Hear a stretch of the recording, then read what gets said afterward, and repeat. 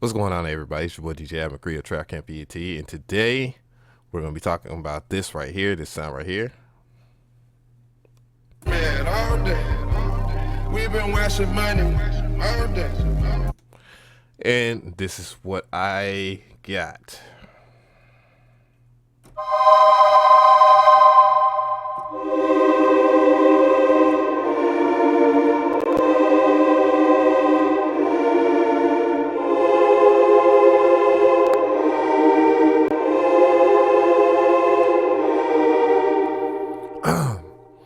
So in large, damn, that shit is really system heavy.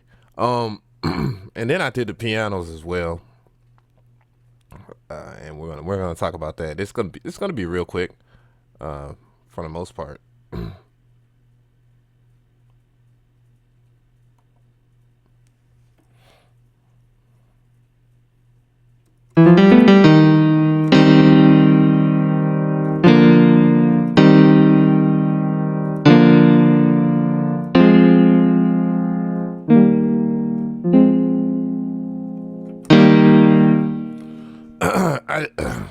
Goodness gracious, my throat's been really bothering me. But okay, the whole purpose of the series for all those who are just checking in for maybe thinking that I'm making the whole entire track. I'm not making the whole entire track over. The purpose of this video is to actually learn how synthesizing works within Harmor, and I have a preset pack that's coming out very soon as well. And so basically, a lot of people have been requesting stuff that they wanted me to make and see how testing like my knowledge on synthesis, on additive subtractive synthesis, especially with Harmor, which a lot of people have the fault in their FL Studio. So onwards with the with this video. So we're gonna go right back to that patch that I made. Let me see. Acquire blood on the money, and we're gonna talk about it now. This particular sound is very, very hard to make. I'm not gonna lie to you. It took me at least 2 days to work on this, and for the most part, it's not spot on, but you got to give me credit. I did this pretty much using, I think, one sample. Yeah, I used one sample here. So, you know, I mean, give credit as credit is due. You know what I'm saying? So, but anyways, starting with the first timbre. The first timbre is basically I had to drop a choir. Like I chopped out a choir out of Nexus, just like a and I took the audio from it and dropped it into the timbre right here, into the timbre harmonic. And what the timbre harmonic does when you drop something in is it replicates it as best as possible to this calculation. So basically, once it was dropped, I added or I multiplied it in this timbre, and that means that it's really it's a square, but it's a square multiplied by this timbre, and that's like the easy part. There's multiple things done to this, and you could actually tell by if you see if you're looking at like all these different particular areas, you'll see that it has like a little right arrow pointing there. And that means that each one of these parameters has been used. So this is probably not going to be very, very short of an explanation.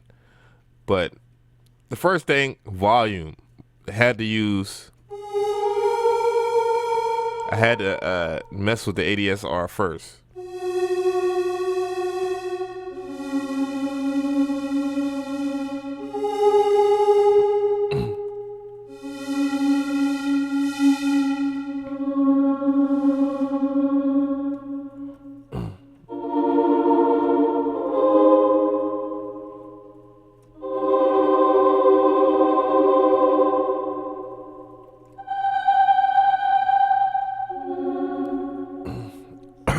So that you can actually hear the actual choir sound.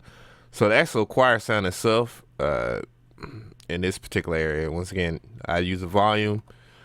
One of the most important things in sound design in general is learning how to use filters.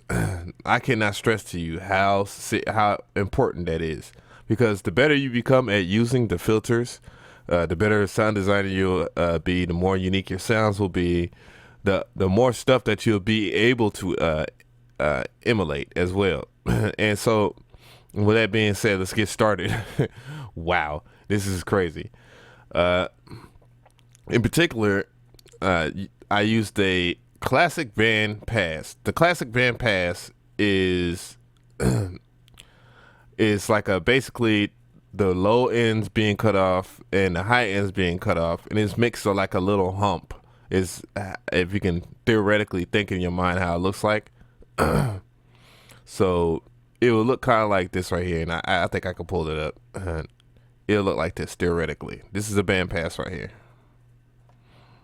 So it looks much like the ADSR, and that's important to shaping the actual voice of your choir sound. But that is not the only thing you have to do, because a choir has so many different harmonics in their voice, or a person does, just by saying it starts off but it starts off with your when you're saying a word, you start off with a very low frequency. So this represents the low frequency to forming the actual vowel. So, using the classic bandpass, it moves from this frequency. So basically it's starting off right here and it is ending up right here. So here to here. Yeah, I'm see how much I screwed that up. But that's not all.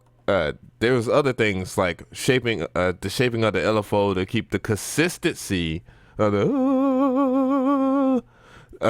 So basically, this is the vibration of your voice in your voice box, which I can't even think of what the real larynx. Boy, it's been a minute. I'm old, but yeah, it's shaping the basics of your voice box. So you're literally. I had to scientifically break this down, guys. Literally, I had to scientifically break it down. I was like, what can I do to keep it consistent at an LFO, a low frequency? Because basically, the lower part, like your lower frequency, like your lungs, are pushing forward. So this is pushing forward, and different speeds will give you different things.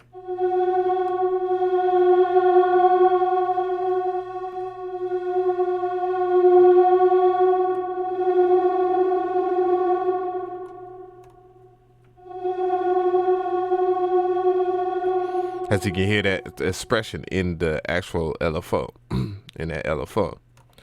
That's not all. To change the different expressions, velocity was played a key part to the sound as well. As you can see, when you actually draw out your line or whatever, your line, it gives the. As I play different keys, you can see that certain harmonics are only allowed or to pass through the filter. Like low frequencies will sound like that.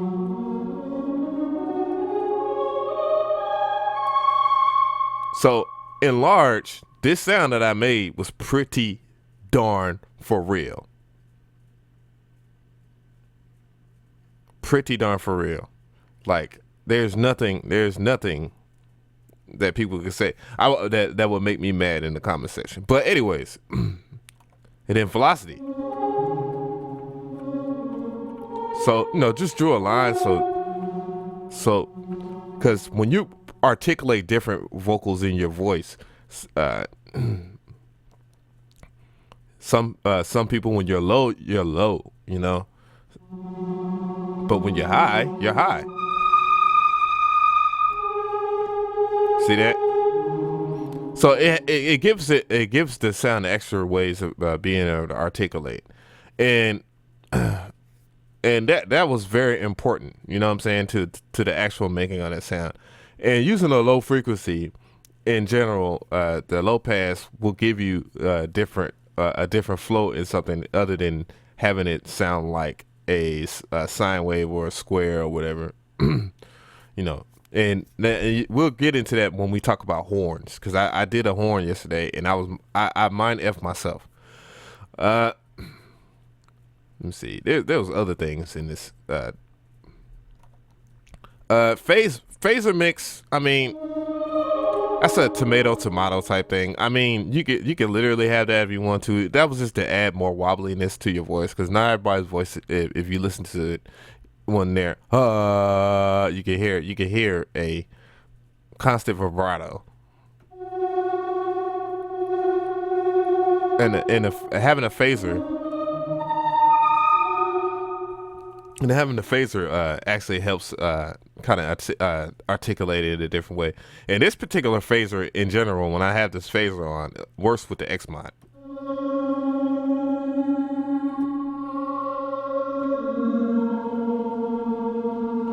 So you don't have to really worry about it being on or not. This is just something where you can play with automation within this particular sound.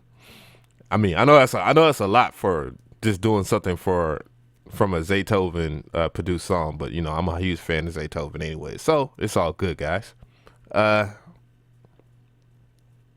Somebody asked me to make a piano. I ain't gonna lie, I took the easy way out.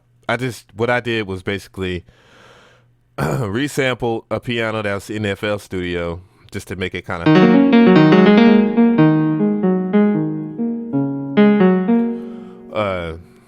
resampled it so that you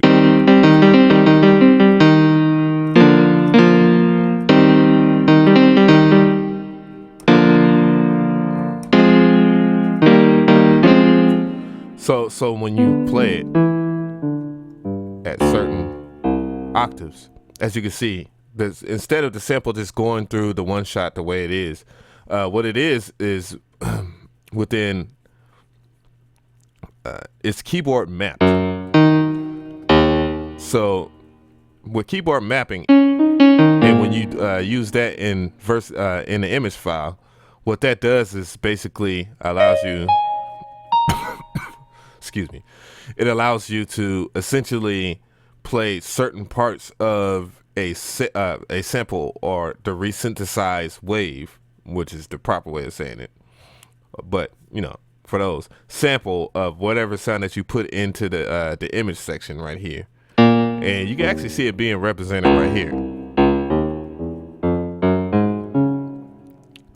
And the more particular awesome thing about this, and I mean, is that you can actually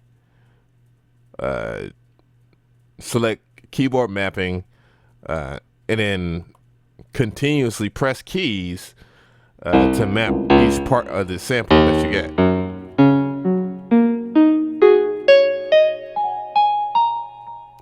Until it's like a perfect piano. Which the piano is okay. I mean, it's just like one of the things. And then I added unison just for kicks and giggles. But however, the unison that I only used a teensy bit of pitch. But that's basically it for that sound. I mean, it's all it is a resampled piano that already existed, doctored up so it sounds a little bit more realistic to a real piano instead of it sounding like a sample. So, and then I add a reverb. So that's basically it for this episode. I will be back with another episode today, and it's a surprise, but you'll like it. I guarantee it. If you like this video, give it a like. If you have any comments, just leave the comments in the comment section. And if you have any requests, leave it on my Facebook page. On my Facebook page, right here. You see it, DJ McCree. If you do leave a request in the comment section, I will ignore it. If you have any questions about this sample that I might not, these two sounds that I made, ask me in the comment section, and I will answer it. And if you haven't subscribed, please watch more videos and subscribe. This is your boy DJ McCree, and I'm out.